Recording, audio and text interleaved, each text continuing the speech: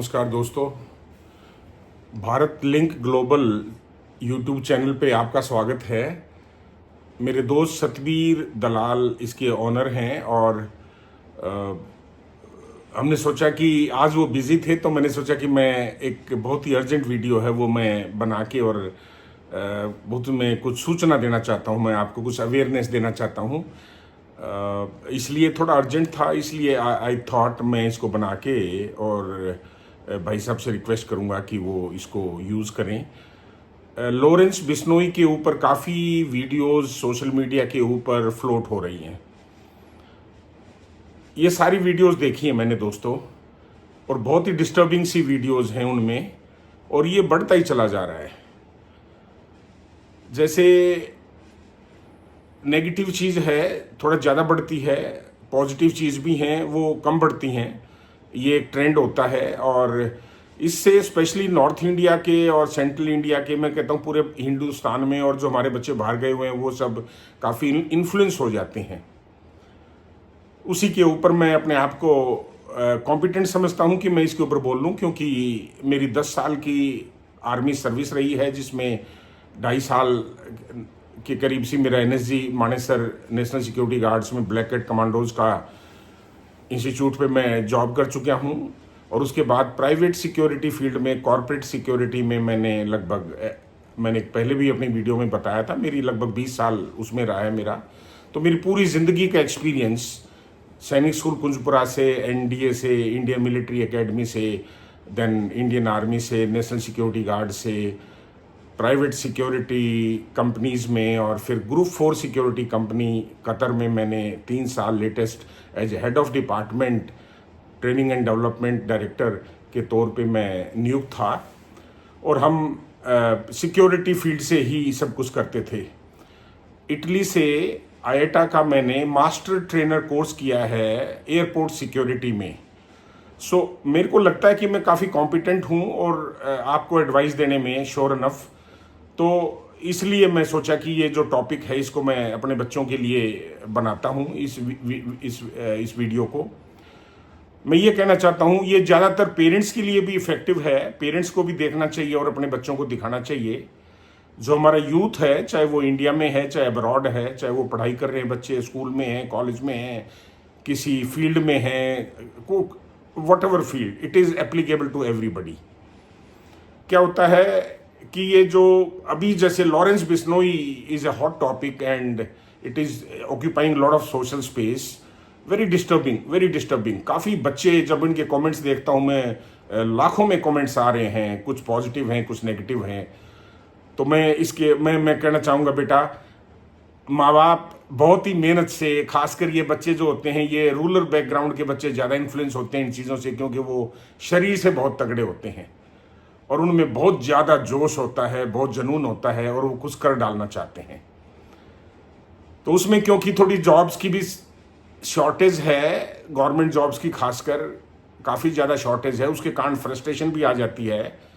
और जो देहात के बच्चे हैं, ज़्यादातर देहात के बच्चे जो काफ़ी प्रैक्टिस करते हैं पुलिस में, मिलिट्री में, सेंट्रल पुलिस ऑर्गेनाइजेशंस में जाने के लिए, लेकिन सब सक्सेसफुल नहीं हो पाते हैं। तो उनमें से एक छोटा सा परसेंटेज है जो कि इस टाइप के वीडियोस में एंगेज हो जाता है, और उसको ये थोड़ा थ्रिल मिलती है, उसमें उसको थोड़ा सा किक मिलती है, थोड़ा सा एक्साइटमेंट मिलती है, जो कि बिल्कुल गलत है। माँ बाप नहीं बता पाते हैं, माँ बाप को पता भी नहीं होता आप क्या वॉच कर रहे हैं, क्या देख रहे हैं यूट्यूब पे, सोशल मीडिया पे। आप अकेले में बैठ के अपनी प्राइवेसी में पता नहीं क्या क्या ढूंढते रहते हैं। तो ये जो टॉपिक है, इसके ऊपर मैं बताना चाहूँगा कि बहुत ही आजकल छोटी फैमिलीज़ हैं, 1 2 3 4 बच्चे होते हैं मैक्सिमम, और ज़्यादातर 2 ही बच्चे होते हैं। तो उनमें से अगर एक बच्चा भी लाइन से उतर जाता है तो बहुत बड़ा दर्द होता है माँ बाप को। उनका सपना, उनकी पूंजी, उनका सब कुछ बच्चे ही तो होते हैं। और आज के इस युग में ना कंट्रोल करना भी थोड़ा मुश्किल है कि बच्चे क्या कर रहे हैं, कहाँ जा रहे हैं, किन से मिल रहे हैं, क्या वॉच कर रहे हैं, क्या कंज्यूम कर रहे हैं। तो मैं ये कहना चाहूँगा कि बड़ा ख़तरनाक है ये जो एटमॉस्फेयर इस टाइप का सोशल मीडिया के कारण जो बना हुआ है, बच्चों को बिना मतलब की लाइन में मोटिवेट करना, बिना मतलब बच्चों को एंगेज करके रखना इन चीज़ों में, क्योंकि छोटी उम्र होती है, नादान होते हैं, उनको दुनियादारी का नहीं पता होता, सिक्योरिटी कैसे ऑपरेट करती है, नेशनल सिक्योरिटी कैसे ऑपरेट करती है, पुलिस सर्विसेज कैसे ऑपरेट करती हैं, IB, raw, intelligence services, special services, central government की, स्टेट गवर्नमेंट्स की कैसे ऑपरेट करती हैं, और कैसे इंटेलिजेंस गैदरिंग होती है, कैसे इंटरनेशनल जो पुलिस है, इंटरपोल है, वो ऑपरेट करती है, और कैसे इस युग में, इस मॉडर्न एरा में किसी भी क्रिमिनल को पकड़ पाना मुश्किल नहीं होता है।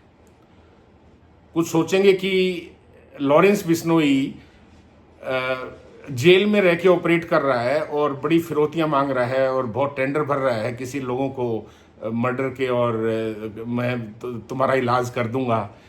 तो वो उसके कहते हैं कि 700 शूटर हैं, उसकी ब्रांचें हैं इंटरनेशनल लेवल पे। ये सब मीडिया ने भी ग्लैमराइज कर रखा है। मीडिया को पता नहीं है किसी को भी 700 हैं या 100 हैं, पर क्योंकि कहाँ कहाँ से थ्रेट्स आती हैं।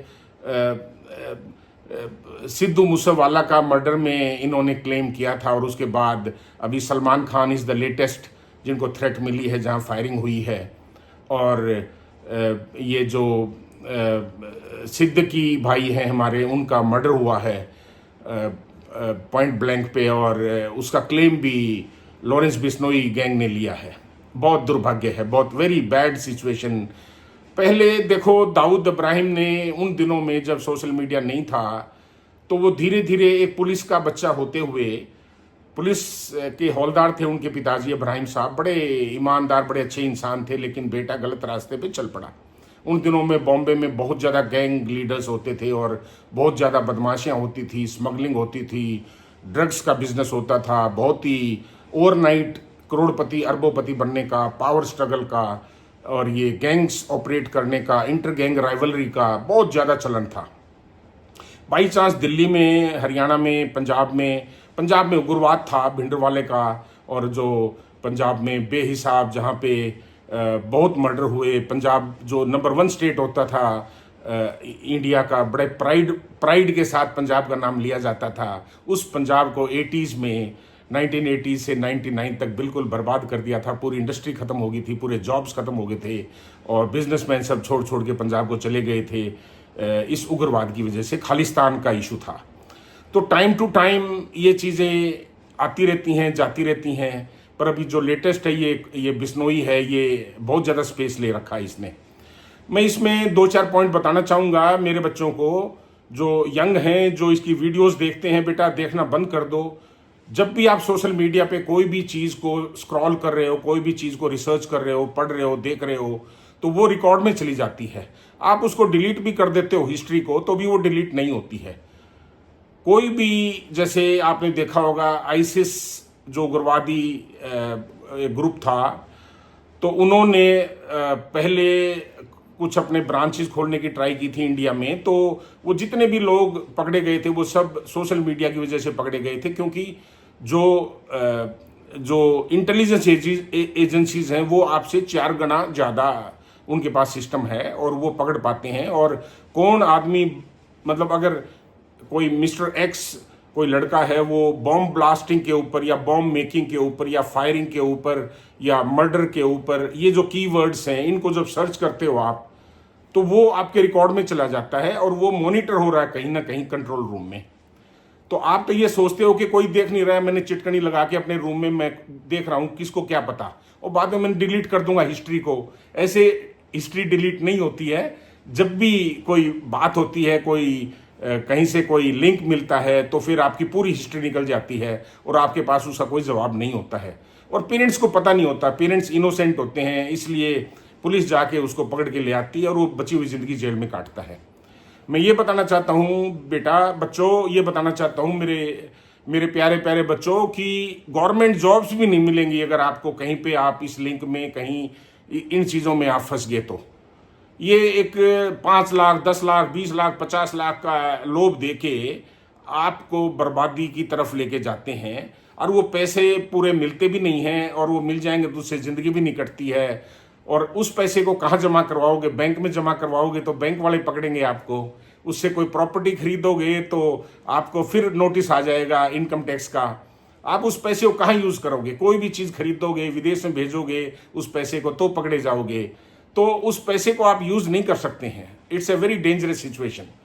तो एक तो जॉब नहीं मिलेंगे आपको, क्योंकि जब भी गवर्नमेंट जॉब्स आती हैं तो उसमें पुलिस वेरिफिकेशन होती है।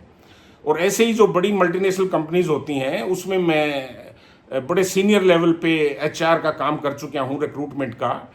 इंटरनेशनल लेवल पे मेरी जो कतर में ग्रुप 4 कंपनी थी उसमें 20 कंट्रीज के लोग आके जॉब करते थे, और हमको पता है उनकी बैकग्राउंड वेरिफिकेशन हम हर बंदे की करते थे। और काफ़ी लोगों की शेडी होती थी, तो उनको कभी भी उनको उसी टाइम डिपोर्ट कर देते थे। ऐसे इंडिया में कोई भी, अगर आप, अब तो इतना स्ट्रिक्ट हो गया कि अगर बिजली का बिल भी नहीं भरवाया तो भी आपको मुश्किल हो जाती है। आप कोई बड़ा काम सोच नहीं सकते अगर आप क्राइम की लाइन में जाते हैं। और ये वन वे ट्रैफिक है, इसमें वापसी नहीं होती है। आप एक बार फंस गए तो फंस ही गए। ये ड्रग्स का भी इक्वली डेंजरस मामला है, बहुत ही डेंजरस है।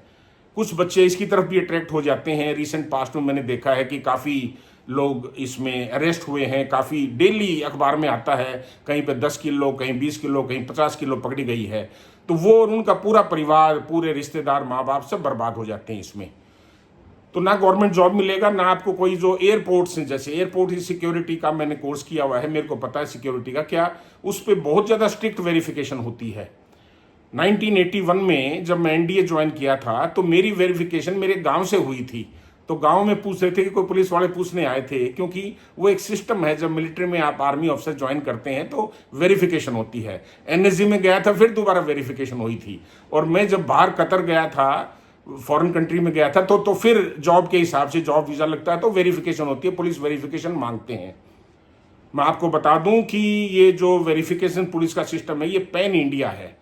आपने अगर कहीं गोवा में या कहीं पे भी दूर उड़ीसा में या कहीं नागालैंड, मणिपुर, त्रिपुरा में भी कोई क्राइम करके आगे हो तो वो आपके रिकॉर्ड में चढ़ गया है, वो आप बच नहीं सकते उससे।